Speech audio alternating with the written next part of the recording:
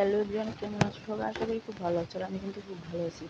তো বন্ধুরা দেখো, যে যত রোজা আর কি শেষের দিকে আসতেছে, রোজা যত শেষের দিকে আসতেছে ততই আমার কাজের চাপটা বেড়ে যাচ্ছে। শুধু আমার না, যারা এই সেলাই কাজ করি তাদের সিজনের সারা বছর কিছু না কিছু কাজ থাকলেও সিজনের সময় একটু বেশি কাজই থাকে। তো আমারও তাই। দেখো আজকে কতগুলো কাজ চলে আসলো। প্রতিদিন এরকম কিছু না কিছু কাজ তো আসতেই থাকে। তো আজকে একসাথে অনেকগুলো কাজ। তো এটা একটা থ্রি পিস হবে গস কাপড়ের। এটা হলো একজনের। আর এখানে আছে 5 সেট থ্রি পিস। তো আর এটা এখানে আছে ব্লাউজের পিস।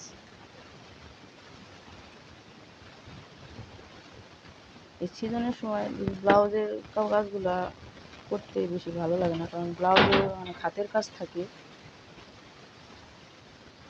মানে হেম করতে হয়। তো এই ব্লাউজের কাজগুলো রাখতে চাই না, তারপরও জোর করে অনেক সময় দিয়ে যায়। তো এখানে আছে 4টে ব্লাউজ, আর এখানে আছে থ্রি পিস। তো থ্রি পিসের এইগুলোও আর কি এই সব কিছু সেলাই করা থাকে, এগুলো খুলে বানাতে হয়, তো অনেক বেশি সময়ও লাগে।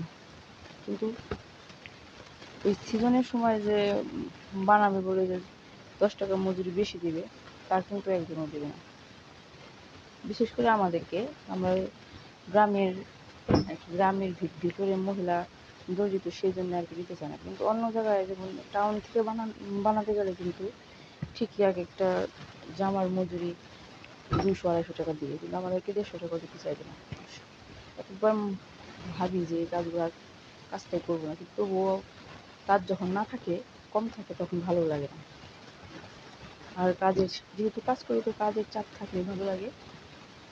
তো বন্ধু, আজকের মতো এখানেই শেষ করছি। ভিডিওটা কেমন লাগছে অবশ্যই কমেন্ট করে বলে যাও, আর ভালো লাগলে চ্যানেলটিকে সাবস্ক্রাইব করে আমার পাশে থেকো।